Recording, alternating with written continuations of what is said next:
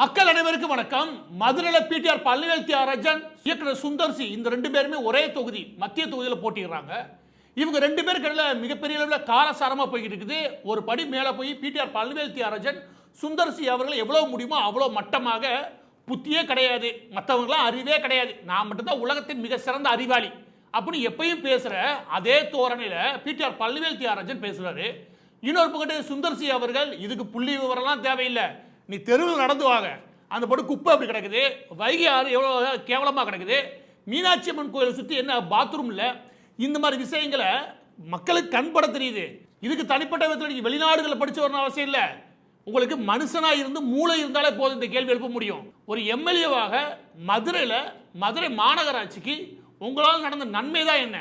10 வருஷம் தொடர்ந்து நீங்கள் இருந்திருக்கீங்க எம்எல்ஏவா, என்ன பண்ணி கிழிச்சிங்க அப்படின்னு அவர் மிக எளிமையான பாணியில் கேட்டால் இவரை உடனே புள்ளி விவரம்லாம் தூக்கிட்டு வந்து சுற்றுறாருன்னு வச்சுக்கோங்க.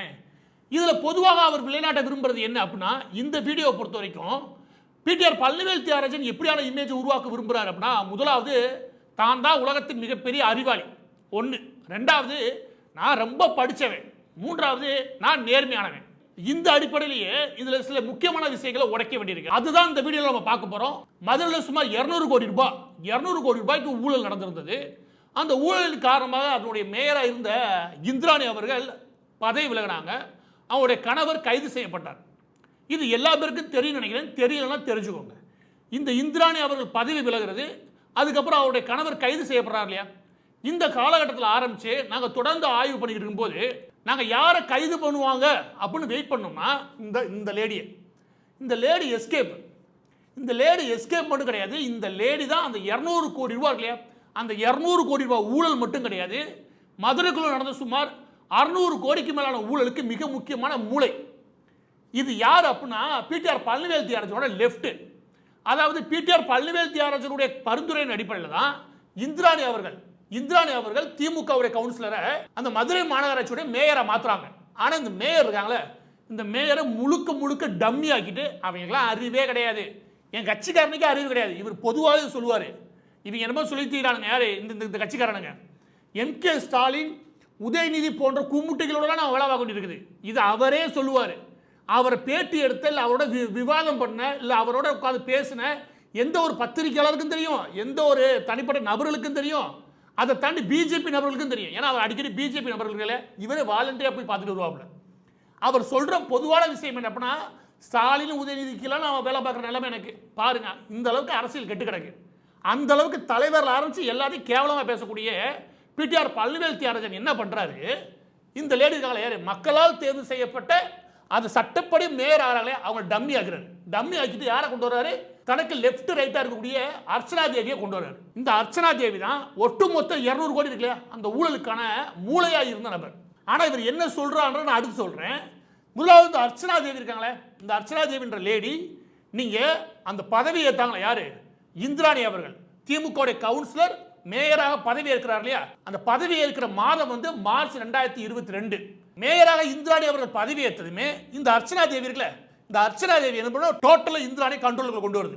அது மே மாதமே அந்த பிரச்சனை கார்பரேஷன் வெடிக்குது. இது யார் இந்த லேடி, எதுக்கு உள்ளே வராங்க, எதனால இவங்க இப்போ தேவைப்படுது, இல்லை அவங்களுக்கு ஆலோசகர், எப்படி அதாவது ஆலோசகராக உள்ளே வராங்க அப்படின்னு சொல்லி உள்ள திணிக்கிறார் யார், பிடிஆர் பழனிவேல் தியாகராஜன். இது இந்த லேடி ஒன்று எங்கேருந்தோ வந்த லேடி கிடையாது. ஜெய்ப்பூரில் ஒரு விழா நடக்குது, அந்த ஒரு கான்ஃபரன்ஸ் நடக்குது, அதில் மதுரை மேயரும் போய் கலந்துக்கிறாங்க. ஆனால் மதுரை மேயர் நினைக்கிறாங்களே இந்த இருக்க அர்ச்சனா தேவி, அது எங்கேயும் விடாது, எல்லாம் முழு கண்ட்ரோல். இது முழுசாக நல்லா வேலை பார்க்குறதுக்காக பிடிஆர் பழனிவேல் தியாகராஜன் அனுப்பி வச்சிருக்கலாமா அப்படின்னா, ஒன்று புரிஞ்சுக்கோங்க, பொலிட்டிக்கலாக தேர்வு செய்யப்பட்ட நபர் ஒருத்தர் இருப்பாங்க, அந்தந்த சிட்டிக்கு. இப்போ சென்னை கார்பரேஷன் இருக்குது, சென்னை கார்பரேஷனுக்கான கமிஷன் வந்து உட்காருவார்ல, அதே மாதிரி மதுரை கார்பரேஷனுக்கு ஒரு ஐஏஎஸ் போட போகிறாங்க. அவங்க உட்காந்து ஆலோசனை பண்ணி வேலையை பார்க்க போகிறாங்க. எதுக்கு தனியாக ஒரு ஆலோசகர், அது எந்த அனுபவமும் இல்லாத, எந்த அனுபவம் இருக்குது, பிடிஆர் பழனிவேல் ராஜனோட சுற்றுன அனுபவம் வேணா இருக்குது, அது தவிர என்ன அனுபவம் இருக்குன்னு இந்த லேடியை கொண்டு வந்து ஆலோசனை போடுறீங்க, என்ன அனுபவம் இருக்குன்னு நான் கேட்குறேன். அதுக்கு ஆல்ரெடி அங்கே ஒரு ஐஏஎஸ் இருக்காங்க. அப்போ அந்த மேயரை ஒட்டு மொத்தமாக கண்ட்ரோல் கொண்டு வராங்க. இந்த ஃபோட்டோ கூட 2025 3 வருஷமாக அவங்களோட முழு கண்ட்ரோல் இருக்கு எடுத்த ஃபோட்டோ. இதுக்கப்புறம் தான் அவங்க பதவி விலக ஆரம்பிக்கலாம்னு வச்சுக்கோவேன். இதற்கு அடுத்து இதே லிங்க்டின் ப்ரொஃபைல் வச்சுக்கோவேன், அர்ச்சனா தேவி ஒருவேளை டெலிட் பண்ணுறதுக்கான வாய்ப்புகள் உண்டு, அதனால் முன்னாடியே எடுத்து வச்சோம். அதை இப்போ வரைக்கும் நீங்க கவனிச்சு வச்சுக்கோங்க. அதுல அவங்க மதுரை மேயருக்கு அவர் பாலிசி அட்வைசரா, அப்படி ஒரு பதவியே சட்டப்படியே கிடையாது. சரியா? அதுக்கடுத்து கீழே டாக்டர் பிடிஆர் பழனிவேல் தியாகராஜன் இருக்கார் இல்லையா, அவரோட ஆஃபீஸில் இவங்க என்னவா இருக்காங்கன்னா எக்ஸிக்யூட்டிவ் கோஆர்டினேட்டரா, அதில் பாலிசி கம்யூனிகேஷனா, அதில் ஒரு 4 வருஷம், இதில் ஒரு 4 வருஷம் அனுபவத்தோடு இருக்காங்களா. இது மாத்துறாங்க இல்லையான்ற அடுத்த விஷயம் வச்சுக்குவேன். மேயர் பதவி விலகிட்டாங்க, இப்போதைக்கு இவங்க அட்வைசரா இல்லை. இதில் நீங்கள் கவனிக்க வேண்டிய இன்னொரு விஷயம் இருக்குது. அது என்னன்னா, இந்த அட்வைசரை போடுறாங்க இல்லையா, இது சட்டப்படி கிடையாது. மேயர் அப்படி போடுறதுக்கான அனுமதியும் கிடையாது. ஆனால் அவங்க வச்சுக்கலாம், அது அவங்களோட உரிமைன்னு வச்சுக்கவேன். ஆனால் இவங்களை போட்டாங்க இல்லையா, அவங்களுக்கு எந்த இடத்துலையுமே மதுரை கார்பரேஷன்லேருந்து சம்பளமே போடலை. ஏன்னு கேட்டால் சம்பளமே இல்லாமல் முழு நேரம் வேலை பார்க்கக்கூடிய ஒரு தியாகி அவங்க. யாரு? இந்த அர்ச்சனா தேவி ஒரு தியாகி. மதுரை கார்பரேஷனுக்காக வேலை பார்க்க வந்தாங்க, அதுக்காக தன்னையே அர்ப்பணிச்சுக்கிட்டு வந்துட்டாங்க. அப்படியா? எப்படி சம்பளமே இல்லாமல் வேலை பார்க்குற ஃபுல் டைம்? அங்கே தான் இருக்குது இன்னொரு விஷயம். என்ன அப்படின்னா, அர்ச்சனா தேவி இவங்க ஒட்டுமொத்தமாக கண்ட்ரோல் மட்டும் கிடையாது. 2023 பிடிஆர் பழனிவேல் தியாகராஜன் அவருடைய ட்விட்டர் பக்கத்தில் போட்டிருப்பாரு, எங்கே டெல்லியில் இருக்கக்கூடிய ஜிண்டால் குளோபல் யூனிவர்சிட்டி அதில் இருக்கக்கூடிய ஒரு முக்கியமான மீட்டிங் அட்டன் பண்ணியிருப்பாங்க. நீ கவனிச்சிங்கன்னா ரொம்ப சிறப்பான வடிவில் அவங்க 2 பேர் நிற்பாங்கன்னு வச்சுக்கோங்க. எனவே PTR Palanivel Thiagarajan left right எல்லாமே அர்ச்சனா தேவி தான். அர்ச்சனா தேவியை உள்ளே அனுப்புறது மூலமாக அந்த ஒட்டுமொத்த மதுரை கார்பரேஷனை கண்ட்ரோல் பண்ணார். அந்த ஒட்டுமொத்த மதுரை கார்பரேஷனில் என்னென்ன ஊழல் நடந்துச்சோ அத்தனையுமே அர்ச்சனா தேவி அவர்களுடைய மூளை. அவங்கள வச்சு தான் அந்த ஊழலே நடக்குது. உண்மையை சொல்லணும்னா இந்த அம்மா பாருங்களேன், சரிவர இவ்வளோ ட்ரிக்கெல்லாம் அடிக்கலாம் வராது. அவ்வளோ ட்ரிக்காக இருந்ததில் ரொம்ப காலமாக அடித்து நல்லா ஊழல் பண்ண நபர்லாம் கிடையாது. அப்போ தான் ஃப்ரெஷ்ஷாக உள்ளே போகிறாங்க. இவங்களும் இவங்க கணவரும் சேர்ந்து ஒரு டீமை உருவாக்கி அங்கே கொள்ளையில் ஈடுபட்டாங்க. அப்படி ஈடுபட்டாங்கன்னா ஆனால் அட்வைசர் அந்த இவங்களுக்கு தெரியாதான், அதை போட்ட இவருக்கும் தெரியாதான். இது எப்படி இருக்கு? கைது பண்ணது இவங்களோட கணவரை மட்டும், அதோட சேர்த்து இந்த கீழே போய் வசூல் பண்ணிருப்பால அந்த ஊழல் பணத்தை, அந்த ஊழல் பணத்தை வசூல் பண்ணலாம் பிடிச்சிட்டாங்க. இவர் கணவரையும் பிடிச்சிட்டாங்க பேருக்கு, அப்புறம் விட்டான்னு வச்சுக்கவே. ஆனால் இந்த லேடி கைது பண்ணவே இல்லை. இவருக்கு தெரியவே தெரியாது. எப்படிரா எல்லா பக்கமும் கொள்ளையடிக்கிறீங்க, கொள்ளையடிச்சு பக்கத்தில் முழு கண்ட்ரோல இந்த அம்மா வச்சிருக்கீங்க, நீங்க கொள்ளையடிக்க சொல்லி அவங்க அடிக்கிறாங்க, அவங்கள பலியாடா கொடுத்துட்டு இதுக்கு மேலே நீங்க எங்களை எதிர்த்தீங்கன்னா அவங்களுக்கு எல்லாமே போயிடும். எனவே இப்போதைக்கு இதை நீங்க அட்ஜஸ்ட் பண்ணிக்கோங்க, வாழ்க்கையில் இனிமேல் தான் முன்னேற முடியும் அப்படின்னு அட்வைஸ் பண்ணி அவங்க ஹஸ்பண்டை சிறைக்கு அனுப்பிட்டு பெயிலில் வெளியே எடுத்துட்டு இப்போ அந்த கேஸை ஊற்றி மூடுறதுக்கு வேலை பார்க்குறாங்க. இன்ன வரைக்கும் அந்த 200 கோடி ஊழலில் ஏன் அர்ச்சனா தேவியை உள்ள இழுக்கவே இல்லை? ஏன் விசாரிக்கப்படவே இல்லை? நான் கேட்குறேன். பிடிஆர் பழனிவேல் தியாகராஜன் போய் சொல்லுவாரா? அப்போதான் ஒன்று சொல்கிறாரு. என்ன அப்படின்னா, இந்த சுந்தர்சி அவர்களுக்கும் பிடிஆர் பழனிவேல் தியாகராஜனும் உச்ச சண்டை போயிருக்குது. அப்போ கேள்வி நியாயமாக கேட்கப்படுது. எந்த ரோடும் ஒழுங்காக போடலை, குப்பை ஒழுங்காக இல்லை, அடிப்படை தேவைகள் அதுவே நீ ஒழுங்காக பண்ணலை, எது இந்த 10 வருஷத்தில் இனிமேல் நீ வந்து என்ன பண்ணிடுவ அப்படின்னு சுந்தர்சி கேட்குறாரு. அதுக்கு இவற்றுக்கு ஒரே பதில் தெரியுமா? நீ வெளியூர்லேருந்து வந்தவன், நீ உள்ளூர்லேருந்து என்னத்தை செஞ்ச அதை சொல்லிய அப்படின்னா உடனே உங்களுக்கு என்னன்னு தெரியுமா அப்படின்னு சொல்லி ஒரு பதிவு யாரு அது சம்மந்தப்பட்ட பத்திரிக்கையாளர் போடுறாரு. எல்லா பேரும் சண்டை ஓடி இருக்காரு. அப்போ ஒரு ட்விட்டரில் ஒன்று போடுறாரு. அதை வச்சே நான் சொல்கிறேன். யார் அந்த ஆளுக்கு, அந்த உலகத்தின் புத்திசாலி இருக்கார்ல பிடிஆர் பழனிவேல் தியாகராஜன். நான் உண்மையாக சொல்கிறேன், இந்த கூகுள் சுந்தர் பிச்சை இருக்கார் இல்லையா, அவர் கூட இவ்வளோ ஆட்டிடியூட் காட்ட மாட்டார். அதாவது இவ்வளோ திமிரா தான் தான் அறிவாளி அப்படி எவனும் காட்ட மாட்டான். இந்த ஆள் காட்டுருக்கு பாருங்க, ஐயோப்பா தான் தான் உலகத்தின் உச்சம் அப்படியே பேசி தெரிகிறது. அதில் பதிவு போகிறேன் என்னன்னா, ஒரு மாநகராட்சி கீழே இருக்கிற ரோடுக்கு நான் தான் பொறுப்புன்னு சொல்கிறீங்களே, உங்களுக்கு ஏதாவது நாட்டோட ஃபெடரலிசம் பற்றி ஏதாவது தெரியுமா? அது கூட்டாட்சி தத்துவம்னா என்னன்னு தெரியுமா? கூட்டாட்சி தத்துவம் என்ன செய்யக்கூடாது தெரியுமா அப்படின்னு ஊருக்கு பாடம் எடுக்கிறாங்க. அதில் 2வது லைனில் என்ன சொல்கிறாரு, ரோடை பற்றி கேட்குறீங்களே, இந்த பாருங்க இந்த மாதிரி சிஸ்டத்தில், எது கவர்மெண்ட் சிஸ்டத்தில் நான் எம்எல்ஏ, ஆனால் மதுரை கார்பரேஷனோட நான் தலையிடக்கூடாது, சுதந்திரமாக செயல்படுறதுக்கு நான் அனுமதிக்கணும். அதாவது நான் தலையிடக்கூடாது. அப்படி தலையிடுறது இல்லையா, எப்பயாவது எக்ஸப்ஷனாக தேவைப்பட்டால் மட்டும் நான் தலையிடுமே தவிர்த்து அதை தாண்டி நான் தலையிடக்கூடாது. நீங்கள் இப்போ தான் நான் ஆதாரம் காமிச்சேன். எப்படி இந்த ஆள் என்ன சொல்கிறாரு, அதுக்கு தனக்கு சம்பந்தம் இல்லைன்னு சொல்கிறதுக்காண்டி அது எல்லாம் மதுரை கார்பரேஷனோடது. எப்படி மதுரை மாநகராட்சி தான் ரோடு போடணும், குப்பாலணும், அந்த போட்டு தண்ணி கொடுக்கணும், எல்லா பிரச்சனையும் அவங்க தான் சால்வ் பண்ணணும். ஏன்ட்ட வந்து கேட்டுறீங்க? அப்போ எம்எல்ஏவா நீ என்ன கிளிப்ப கேட்பாங்களா இல்லையா? உன் கடமை தான் என்ன, எல்லாத்தையும் அதை காட்டுற. 2வது மதுரை கார்பரேஷனை கை காமிச்சிட்டு என்ன சொல்கிறாப்புல, அதை நான் கட்டுப்படுத்தக்கூடாது, அதை என்னை கண்ட்ரோலில் எடுக்கக்கூடாது, ஏன்னா அது ஃப்ரீயாக செயல்படணுமா.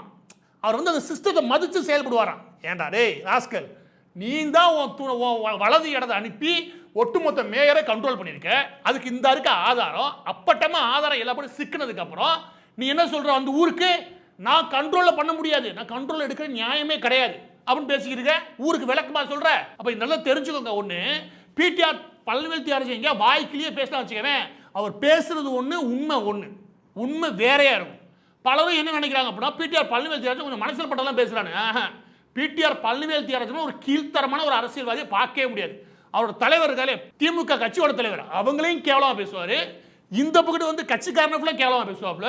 அந்த ராஸ்கல் உலகத்திலே மற்ற எல்லா பத்தியும் முட்டாள் நினைச்சுக்கிட்டு எல்லா பத்தியும் கேவலமா பேசுவான். அந்த ஆளு ஒரு மனநோயாளி. தானே தன்னை பெரிய ஆள் நினைச்சுக்கிட்டீங்க, அதான் உண்மைன்னு. இப்ப ரெண்டாவது லைன்ல நமக்கு புரியுதா? இந்த ஆள் பொய், வாயில பொய் பேசுற ஆளு. ஆனா உள்ள என்ன நடக்குது? அந்த ஒட்டுமொத்த கார்பரேஷன் கண்ட்ரோல் பண்ணது இவர் தான். ஏறக்குறைய அந்த டாக்ஸ் இல்லையா, அதாவது கட்டடங்கள்ல இருந்து வரி வசூல் பண்ணாங்களே அந்த ப்ராப்பர்ட்டி டாக்ஸ், அதுல மட்டும் 200 கோடி ரூபாய் அடிச்சிருக்காருன்னா மற்றதெல்லாம் நான் அடுத்து வரேன். மூணாவது என்ன சொல்றாரு அப்படின்னா, என்னுடைய கேப்பபிலிட்டி, அதாவது என்னோட ஒர்க்கிங் பெர்ஃபார்மன்ஸ் இருக்கு இல்லையா, ஒர்க்கிங் எபிலிட்டி நீங்க எதை வச்சு டெஸ்ட் பண்றீங்க? இந்த ரோடையும் குப்பையை வச்சு தான் டெஸ்ட் பண்றீங்க. ஆமா, ஒரு எம்எல்ஏ வேற எப்படி டெஸ்ட் பண்ண முடியும்? ஒரு எம்எல்ஏ நீ எப்படி வச்சிருக்கிறத வச்சு தான் சொல்ல முடியும். நாட்டிலேயே மிக குப்பையான நகரம் எது? மதுரை வந்துருச்சு. அப்போ உன் பெர்ஃபார்மன்ஸ் அதில் தான் சொல்ல முடியும், வேற என்ன சொல்ல முடியும்? இவர் எப்படி தான் சொல்லணும்? நான் கோட் ஷூட்லாம் போட்டு என்னை அங்கே கூப்பிடுறாங்க, நான் லண்டன் போறேன், நான் நியூயார்க் போறேன், என்னை அதை வச்சு சொல்லுங்க. இவரை புகழ்ந்துகிட்டே இருக்கணும். நீ 10 வருஷம் அங்கே என்ன குப்பையை கொட்டேன்னு சொல்லு, அந்த லட்சணத்துல அது இருக்குது, அதுக்கு பதில் சொல்லணும். ஏன்னா நீங்க இதை வச்சா டெஸ்ட் பண்றீங்க, இதை வச்சு தான் டெஸ்ட் பண்ண முடியும். இந்த இடத்துல ஒரு சொல்றீங்க, அவர் என்ன சொல்றாரு அப்படின்னா, எம்எல்ஏவோட வேலை கிடையாது, கார்பரேஷனோட வேலை. முதல் கார்பரேஷன் இவர் கண்ட்ரோல் இருக்கு. ரெண்டாவது என்ன அப்படின்னா, எம்எல்ஏவோட வேலை என்ன அப்படின்னா, எம்எல்ஏ சட்டமன்றத்துக்கு போறோம், தன்னை ஓட்டு போட்டு தேர்வு செஞ்ச வெற்றி பெற வச்ச அந்த மக்களுடைய பிரச்சனைகள் என்னன்னு எடுத்து சொல்லி ஒவ்வொரு அமைச்சகத்திலிருந்து சரியான விஷயங்களை கொடுத்து அதில் தீர்வு கொடுக்கிறது, அந்த தீர்வை கொண்டு வந்து அந்த மக்களுக்கு சேர்க்கிறது. இல்லைன்னா தனியாக அந்த மக்களுக்கு ஏதாவது கூடுதல் பிரச்சனை இருக்குன்னா அது அரசின் கவனத்துக்கு கொண்டு போய் அதுலேருந்து பிரச்சனைகளை தீர்க்கிறது தான் அடிப்படையில் ஒரு எம்எல்ஏவோட கடமை. ஒரு எம்பிக்கு அப்படிதான கடமைன்னு வச்சுக்கோங்க. அப்போ அந்த எம்எல்ஏவோட கடமையில் என்ன இருக்கு? இது எல்லாம் இருக்கு. நான் ரோடு போகிறேன், எனக்கு தெரியவே தெரியாது, அது ஏன் கண்ட்ரோலே கிடையாது. இது என்ன பேச்சு? இது தன்னுடைய பொறுப்பை தட்டி கழிக்கிற வேலை. அது பிடிஆர் பழனிவேல் தியாகராஜன் பண்ணுறது தான் பொறுப்பை தட்டி விடுற வேலையை தவிர வேற எதுவும் கிடையாது. இன்னொன்று, அது கண்ட்ரோல்லே அது இருந்துச்சு. முழு கண்ட்ரோல் இவர் வச்சுக்கிட்டு கொள்ளையடிச்சிட்டு கடைசியில் ஊர் குப்பையாக போனதுக்கு நான் பொறுப்பு கிடையாதுன்றாரு. அதற்கு சுந்தரசி அவர்கள் கேட்கறது, மதுரையில் இந்த லட்சணத்தில் இருக்கா இல்லையா? இருக்குன்னா இருக்குன்னு சொல்லு, இல்லைன்னா இல்லைன்னு சொல்லு. தூக்கிட்டு வந்து எத்தனை குப்பை தொட்டி இருக்குன்னு எண்ணிக்கிட்டு தெரியாது. இந்த லட்சணத்தில் இருக்கா இல்லையா? மதுரை மீனாட்சி அம்மன் கோயிலுக்கு சுற்றி வா, நான் அவனை கூட்டி போகிறேன், எத்தனை பாத்ரூம் இருக்குன்னு காட்டு வா. அங்கே எவ்வளோ பேர் வராங்க, ஒரு நாளைக்கு எவ்வளோ பேர் உள்ளே வராங்க, எவ்வளோ பேர் வெளியே போகிறாங்க, அதற்கு தகுந்த அளவிற்கு நீங்கள் பாத்ரூம் ஃபெசிலிட்டி ரெடி பண்ணியிருக்கீங்களா? கேவலம். ரெண்டே அது கேவலமாக பிடிச்சிருப்பானுங்க. அதுக்கு வசூலும் பண்ணுவாங்க. எப்படி? அதுக்கு வசூல் பண்ணுற கும்பலும் உண்டு. அந்த லட்சணத்தை ஊரை வச்சுக்கிட்டு உன் தொகுதியை வச்சுக்கிட்டு நீ பேசுகிற அப்படின்னு சுந்தரசி கேட்குறான்னா அதுக்கு பதில் சொல்லு. அதை விட்டுட்டு என்னுடைய பெர்ஃபார்மன்ஸை நீங்கள் எப்படி தெரியுமா சொல்லணும்? நான் லண்டன் போகிறேன், பாரிஸ் போகிறேன், இதுவா கேட்டாங்க? கொள்ளையடிச்சு அதை பேசு. அதில் இன்னொரு விஷயம் ஒன்று சொல்கிறாரு. இந்த மாதிரி புள்ளி விவரம் சொல்லும் போதுதான் நிறைய பேருக்கு லைட்டாக தடுமாற்றம் வர வாய்ப்பு இருக்குது. அதில் என்ன சொல்கிறார் அப்படின்னா, கடைசியாக அவர் ஃபைனான்சியல் மினிஸ்டர், இந்த இடத்துல கொஞ்சம் அழுதுக்கிறார் பாவம். நான் வந்து நிதியமைச்சராக இருக்கும்போது நல்லா தான் இருந்துச்சு, அதை தூக்கிட்டாங்களே. நிதியமைச்சராக இருக்கும்போது அவர் 6th ஸ்டேட் ஃபைனான்ஸ் கமிஷன் ஒன்று போட்டாராம். அதில் தான் மாநகராட்சிக்கு டபுள் ஆச்சா வருமானம். அதை பற்றி யாருமே சொல்ல மாட்டீங்க. இங்கே பாருங்க, நல்லா கவனிச்சுக்கோங்க. இதெல்லாம் இந்த ஆளை விடுற எவ்வளோ பித்தலாட்ட வேலைன்னு புரியும். அது என்ன அப்படின்னா, இதுதான் அவர் சொல்லக்கூடிய 6th ஸ்டேட் ஃபைனான்ஸ் கமிஷன் அவரோட ரிப்போர்ட். சரியா? அந்த ரிப்போர்ட்டில் 7வது பக்கத்தில் எடுங்க. அந்த 7வது பக்கத்தில் டாக்ஸ் ரெவன்யூ இருக்கா? அவர் இருந்த காலகட்டத்தில் சொல்றாரு. எனவே அவர் இருந்த காலகட்டத்தில் இந்த ரிப்போர்ட் தான் எடுக்க முடியும். சரியா? அவர் இருந்த காலகட்டத்தில் அது டபுள் ஆச்சான் மதுரை மாநகராட்சியோடைய வருமானம். டாக்ஸ் ரெவன்யூ அதில் ரிப்போர்ட்டில் என்ன சொல்றாங்க, 26% 36% கூடுச்சு. டபுள் எல்லாம் ஆகலை. 26 52 குதிக்கல, 36% 10% கூடுச்சு. அப்போ டாக்ஸ் ரெவன்யூ சொல்லலை, வேற ஏதாவது சொல்லுவாரோ அவன் பார்த்தா ப்ராப்பர்ட்டி டாக்ஸ். இதில் நீ 200 கோடி அடிச்சேன், அதில் 260 கோடி 310 கோடியா கூடுச்சு. முதலாவது நீங்க ப்ராப்பர்ட்டி டாக்ஸ் வேலையை கூட்டிட்டீங்க. ரெண்டாவது என்ன அப்படின்னா, இவர் வந்ததுமே என்ன பண்ணா, வசூல் பண்றதுக்கு அந்த சாஃப்ட்வேரை மேனிபுலேஷன் பண்ணி, யாரு இந்த அர்ச்சனா தேவி இருக்குல்ல, அதை மேனிபுலேட் பண்ணி 3 லட்சத்தி சொச்சம் கட்டடம் மதுரைக்குள்ள மட்டும் கமர்ஷியல் பில்டிங் இருக்கு. அந்த கமர்ஷியல் பில்டிங்ல எல்லாத்துலயுமே அவங்க கட்ட வேண்டிய ப்ராப்பர்ட்டி டாக்ஸ் இல்லையா, அந்த கட்டடத்துக்கான வரி அந்த வரியை இவங்க மாற்றி அமைச்சு மிகவும் குறைச்சதன் விளைவாக வர வேண்டிய வருமானம் 3 வருஷமா அந்த கொள்ளையடிக்கிறாங்க. வர வேண்டிய வருமானம் ஏறக்குறைய 200 கோடி லாஸ். ஆனால் 200 கோடி கிடையாது, ஏறக்குறைய அது 300 400 கோடி இருக்கும். அது எல்லாம் யார்கிட்ட போச்சு? அர்ச்சனா தேவி தான் போயிருக்கோம். அர்ச்சனா தேவியும் இவர் பிடிஆர் பழனிவேல் தியாகராஜன் உட்கார்ந்து இந்த பிளானே போடுறது. மேயருக்கு எதுவுமே தெரியாது. மேயரை கண்ட்ரோல் வச்சிருக்காங்க இந்த 2 பேர் தானே. இந்த 2 பேருக்கும் தெரியாம ஊழல் நடந்து போச்சு. அதில் பாருங்க, இவர் சொல்றார் டபுள் ஆயிடுச்சு. கிடையாது. அதில் 260 கோடி 310 கோடி வந்ததா காமிக்கிறீங்க. ஆனால் முன்னாடி இருந்த அரியர்ஸ் எல்லாத்தையும் சேர்த்து நீங்கள் கணக்கு வழக்கா எக்ஸ்ட்ரா வசூலிச்சுட்டு ஓடிட்டீங்க. ஏதாவது திருடுற வேலை அதுவும் கூடல. அப்போ டபுள் கிடையாது. நான் கடைசி அந்த ரிப்போர்ட் ஃபுல்லாக தர்றேன். என்னடா அது டபுள் ஆயிருக்குன்னு. இப்போ லாஸ்ட்டில் ஏப்ரல் மாதத்தில் 2025 போன வருஷம் இருக்கு இல்லையா, அப்போ வந்து கலெக்ஷன் டபுள் ஆயிருக்கு. அது கலெக்ஷன் டபுள், கலெக்ஷன் எஃபிஷியன்சி. அது எப்படி ஆச்சு நான் சொல்லவா? அதாவது நான் அது முன்னாடி ஒன்று சொல்கிறேங்களே, இது எஃபிஷியன்சி. அதாவது நிற்கிறது இல்லையா, மிச்சம் இருக்கக்கூடிய டேக்ஸ் இருக்கு இல்லையா, அதெல்லாம் வசூல் பண்ணுறது, கரெக்டாக கராராக வசூல் பண்ணுறது, இதெல்லாம் கார்பரேஷனோட வேலை. அப்போ மட்டும் நீ ஓடியார? அப்போ கார்பரேஷன் உட்காந்து என்ன பண்ணுச்சு நான் சொல்கிறேன். 23 கோடி இருந்தது, 54 கோடி வசூலாச்சு, ஏறக்குறைய டபுள். ஆனால் அதில் என்ன செஞ்சிச்சு அப்படின்னா, மதுரை கார்பரேஷனில் நீங்கள் முன்கூட்டியே கட்ட வேண்டிய வரியை முன்னாடியே கட்டினீங்கன்னா உங்களுக்கு பெனிஃபிட்டாக இந்த ஆஃபர்லாம் தரண்டாங்க. அது வரதான் செய்யும். எக்ஸ்ட்ரா நீ முன்கூட்டியே வசூல் பண்ணினா வரதான் செய்யும். இது எந்த மாநகராட்சி காமிச்சிட முடியும். இது ஒரு ஸ்ட்ரக்சரல் ஷிஃப்ட் கிடையாது. அதாவது நீ சொல்லக்கூடிய ஸ்டேட் ஃபைனான்ஸ் கமிஷன் இருக்கு இல்லையா, அந்த கமிஷன் உருவாக்கின ஸ்ட்ரக்சரல் மாற்றம் கிடையாது. அதில் ஏதாவது நீ பாலிசி பெருசாக மாற்றி புதுசாக இன்கம் கொண்டு வர மாதிரி, எது அந்தந்த மாநகராட்சிக்கு வருவாய் கொண்டு வர மாதிரி நீ திட்டங்களை உருவாக்கி இருந்தனா நீ எஃப்எம் ஃபைனான்ஸ் மினிஸ்டர். அப்படி எதுவும் போடலை. அந்த ஒட்டுமொத்த ரிப்போர்ட்டை படிச்சிட்டேன். இந்த ஒட்டுமொத்த ரிப்போர்ட்டை படிச்சிட்டேன். தான் புத்திசாலி தெரிஞ்சு வச்சுக்குவேன், கடுப்பாயிருவேன். அந்த ஒட்டுமொத்த ரிப்போர்ட்ல இது ஒன்று தான் இருக்குது. அதுவும் முன்கூட்டியே வசூல் பண்ணிக்கிறாங்க. அதை வசூல் பண்ணிட்டு அதை வருவாய் கூட்டி சொல்றாங்க. எங்கேயுமே டபுளே கிடையாது. எங்க காட்டு பார்ப்போம். அப்போ ஊரை ஏமாத்துறாரு. எனவே பிடிஆர் பழனிவேல் தியாகராஜன் அவர்கள் மீது ஒரு சாமானிய குற்றச்சாட்டா சுந்தர்சி அவர்கள் வைக்கிறார் இல்லையா, அந்த குற்றச்சாட்டு தான் நியாயமானது. இந்த ஆளு ரொம்ப புத்திசாலியா தான் பதில் சொல்லி சொல்றாரு பாரு, அது ஊரை ஏமாத்துற வேலை. அப்ப தன் உதவியாளரை வச்சு கார்பரேஷனை கண்ட்ரோல் பண்ணிட்டு நான் கண்ட்ரோல்லாம் பண்ண மாட்டேன்னு இன்னைக்கு சொல்றாருல, அது பொய். அதுக்கப்புறம் 200 கோடிக்கு இவருக்கு சம்பந்தம் இல்லை சொல்றாரு, கிடையவே கிடையாது. 200 கோடி கொள்ளையடிச்சதே அர்ச்சனா தேவி பிடிஆர் பழனிவேல் தியாகராஜனுடைய ஆளு தான். அதுக்கு மூளையா இருந்தது பிடிஆர் பழனிவேல் தியாகராஜன் தான். அவரே ஊழல் செய்ய மாட்டான்றது மிகப்பெரிய பொய். அவர் இருந்ததே பேங்கிங் செக்டார்ல. எனவே கருப்பை ஒயிட்டாக்குறது, ஒயிட்டை கருப்பாக்குறதுல இந்த வேலை இருக்கு அவருக்கு நல்லாவே தெரியும். தெரிஞ்சதே இதை அடக்கிறதுக்கு அவர் அனுமதிச்சிருந்தாரு. அவர் பார்வை இல்லாம, அவரோட அனுமதி இல்லாம, அவருக்கு தெரியாம இது நடக்கிற வாய்ப்பே கிடையாது. இதை தாண்டி இன்னொன்று சொல்றேன், இதுக்கு நான் எந்த நீதிமன்றத்துக்கும் ஆளை கூட்டத்து நிப்பாட்ட தயார், அதோட சேர்த்து ஆதாரங்களையும் தர தயார். அது என்ன அப்படின்னா, அதுதான் கடைசியாக சொல்றேன். இவரை பிடிஆர் பழனிவேல் தியாகராஜனை சந்திக்கக்கூடிய முகத்து போனல சந்திக்கக்கூடிய ஒரு 4-5 நிருபர்கள் நான் கூட்டி வரேன். ஏன்னா அவர் நீதிமன்றத்துக்கு போனார்னா அவர் சொல்ற விஷயம் என்ன அப்படின்னா, எது இந்த 4 வருஷம் சொல்ற விஷயம், மதுரை கார்பரேஷன்லேருந்து எல்லா கமிஷன் எனக்கு வருது. ப்ராப்பர்ட்டி டாக்ஸில் கமிஷன் வரும், பில்டிங் அப்ரூவல் கொடுத்தா கமிஷன், ஏன்னா பில்டிங் அப்ரூவலுக்கு லே அவுட் இருக்குது, அதுக்கு பெரிய கமிஷன் வாங்குறாங்க.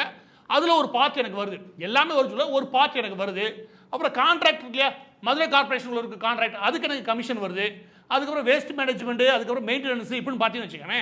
ஒரு கார்பரேஷனில் ஒர்க்குன்னு ஒன்று இருக்கும், சர்வீஸ் செக்டார்னு ஒன்று இருக்கும், சப்ளைன்னு ஒன்று இருக்கும். இந்த எல்லா இடத்துலேருந்து இவர் கமிஷன் வருதுன்னு அவரே சொல்லிக்கிறார். சொன்னது மட்டும் கிடையாது, அந்த எல்லாம் வசூல் பண்ணி நான் வச்சுக்கிறது இல்லை, நான் எல்லாத்தையுமே அப்படியே அந்த தலைமை குடும்பத்துக்கு அனுப்ப சொல்கிறாங்களா, அதை அனுப்பிடுறேன். எப்படி கருணாநிதி குடும்பத்துக்கு அனுப்பிடுறேன் அப்படின்னு சொல்லி நான் நேர்மையானவன். எப்படி வந்து சந்திச்ச எல்லா பேர்ட்டும் இதை சொல்லியிருக்கேன். நாங்களும் உன்னைய 4 வருஷம் தொடர்ந்து பின்னோக்கி தான் வரோம். அப்போ தெரிகிற விஷயம், எங்களுக்கு வர விஷயம் என்னன்னா, எங்களை பொறுத்த வரைக்கும் பிடிஆர் பழனிவேல் தியாகராஜனுக்கு ஸ்டாலின் குடும்பத்தில் எந்த மரியாதையும் கிடையாது. இந்த கட்சியில் எவனும் அறிவாளி இல்லைன்றது அவரோட நினைப்பு. ஆனால் அவர் ஒழுங்காக வேலை பார்க்க நினைக்கிறாரு அப்படின்ற விஷயத்தை தான் பரப்புறாரு. ஆனால் உண்மை என்னன்னா, அங்கே நடந்த மொத்த ஊழலுக்கும் காரணமே இந்த ஆள் தான். ஆனால் பழியெல்லாம் தூக்கி ஸ்டாலின் குடும்பத்து மேல் மட்டும் போட பார்க்குறாரு. அங்கேயும் கமிஷன் தொகை போயிருக்கும், ஆனால் இவருக்கு பிரியாமல் போயிருக்காரு, இவருக்கு ஒரு பங்கு போகாமல் போயிருக்காரு. நீங்களே சொல்லுங்க, ஃபுல் டைமாக பாலிசி அட்வைசராக அர்ச்சனா தேவின்னு ஒருத்தவங்க, இவருடைய லெஃப்ட் ரைட்டாக இருந்தவங்க தூக்கி மொத்த கார்பரேஷனை கண்ட்ரோல் பண்ணுறாரு. அதில் ஒரு ஊழல் அவங்க சொல்லக்கூடிய பாலிசி மேனிபுலேஷனில் வருது, அது அவங்களுக்கே தெரியாமல் அங்கே வசூல் நடந்துருச்சு. அது இவங்க வேடிக்கை பார்த்துருந்தாரா? எந்த கேனைனா நான் போனேன். எனவே பிடிஆர் பழனிவேல் தியாகராஜன் அவர் நினைச்சுக்கிட்டு இருக்காரு உலகத்தின் மிகப்பெரிய புத்திசாலின்னு. அப்படி கிடையாது. அந்த ஆளோட ஒரு கேவலமான பிறவியே கிடையாது எனக்கு கேட்டீங்கன்னா. ஏன் தான் கட்சிக்கு நேர்மையாக இல்லை, தன்னுடைய தொண்டர்களுக்கு நேர்மையாக இல்லை, தனக்கு ஓட்டு போட்டவங்களுக்கு எதுவும் செய்யலை, அதையும் தாண்டி வெளில வந்து ட்விட்டரில் போட்டுருவாப்ல சங்கி அப்படின்னு சொல்லி விமர்சனம் பண்ணிட்டு, எனக்கு தெரியும் கால் கடுக்க நின்று ஒரு மணி நேரம் கிடைக்காதா 1.5 மணி நேரம் கிடைக்காதுன்னு பிஜேபி தலைவர்கள் மிக முக்கியமான தலைவர்களை பார்க்கறதுக்கு அனுமதி கேட்பார். உள்ள ரகசியமாக போய் ஒரு மணி நேரம் பேசிட்டு ஓடியாருவாப்ல. அவ்வளோ கீழ்த்தரமான மனுஷன். அவங்கள்ட்ட என்ன பேசுனாங்கன்னு சொல்ல முடியும். என்ன பொதுவாக சொல்கிறேன், அவங்க எல்லாரும் நான் பேசுவேன்னு சொல்லுவாங்கன்னா, பீட்டர் பழனிவேல் தியாகராஜனுக்கு அந்த குடும்பத்தின் மீது எந்த ஒரு அபிப்பிராயம் கிடையாது. அவர் நல்லது செய்யணும்னு நினைக்கிறாரு. ஆனால் கட்சி தப்பான கட்சியாக இருக்குது. அதை விட கூமுட்டைகள் தலைமை தாங்கினாங்களா, ஆனால் அவரை எதுவும் செய்ய முடியல அப்படின்றது அவரோட பொதுவான வருத்தமாக இருக்குது. அப்படின்ற விஷயத்தை எல்லாரும் நம்புகிற மாதிரி பரப்புவார். அப்போ இவர் யாருக்கு தான் நேர்மையாக இருக்கார் சொல்லுங்க பார்ப்போம். ரொம்ப மகா மட்டமான ஜீவன் இந்த பிடிஆர் பழனிவேல் தியாகராஜன். இதை ஓட்டு போட்டு தேர்வு செய்யறதுக்கு சும்மாவே இருந்துட்டு போயிடலாம். இந்த ஆள் மண்டைக்கெல்லாம் நிச்சயமாக எந்த நல்லதும் செய்ய மாட்டான். கடைசியாக வந்து என்ன சொல்லுவாங்கன்னா, என்ன கேட்டு வர, அதில் என்ன கேட்கக்கூடாது, கார்பரேஷனில் போய் கேடு அப்படின்னு திமிராவும் போய் சொல்லுவார். எனவே மதுரை ஒட்டு மொத்தமாக தோல்வியை தள்ளணும் திமுக. அதுக்கு ஒரே காரணம் பிடிஆர் பழனிவேல் தியாகராஜன். எனவே இறுதியாக ஒன்று சொல்லி முடிக்கிறார். என்ன அப்படின்னா, எதிர்த்து நிற்கிற விவரம் தெரிஞ்சு கேள்வி கேட்குற அந்த இயக்குனர் சுந்தர்சி அவர்கள் இருக்காங்க இல்லையா, அவருக்கே வந்து பாருவா, நீ என்ன ஒரு முட்டாளே, நீலாம் என்ன கேள்வி கேட்குறியா அப்படின்னு பேசுகிறாருன்னா, சாமானிய மனிதர்கள் மீது என்னதான் மரியாதை அவருக்கு இருக்கும்? ஒரு நார்மலாக இருக்கக்கூடிய ஒரு நடுத்தர வர்க்கத்தை சேர்ந்த ஒரு அன்றாடம் கூலிகள் மீது இவருக்கு என்ன பெரிய மரியாதை இருக்குன்னு நினைக்கிறீங்க? சரி, இவரெல்லாம் இந்த நாட்டில் இருக்கவே தகுதியில்லாத அவர் பாவம் விருப்பமே இல்லாமல் அங்கே வேலை கிடைக்காம இங்கே வந்துட்டார். அவர் என்ன சொல்கிறாரு, நான் எவ்வளோ பெரிய ஆள். அவர் வேலை பார்த்த பெர்ஃபார்மன்ஸ்ன்றது அவர் முன்னாடி வேலை பார்த்த கம்பெனியை இழுத்து மூடிட்டான், திவாலாயிருச்சு. அது திவாலானதுக்கப்புறம் எங்கேயும் வேலை சரியாக கிடைக்கல. அதுக்கப்புறம் கிளம்பி இங்கே நம்ம தலையில் கட்டுறான் திமுக காரன். இந்த ஆள் வந்து உட்காந்துக்கிட்டு நம்மளை என்னன்னு மதிப்பாடுறீங்க? அவர் இங்கே இருக்கலாம் விருப்பமே கிடையாது, நம்மளை மனுஷனாவே பார்க்கல. சுந்தர்சி அந்த லட்சணத்தை பார்க்குறாங்கன்னா உங்களை எந்த லட்சணத்தை பார்த்தாலும் நீங்களே முடிவு பண்ணுங்க. எனவே இவர் பொது வாழ்வுக்கு இருக்கிறதுக்கு எந்த தகுதியும் கிடையாது.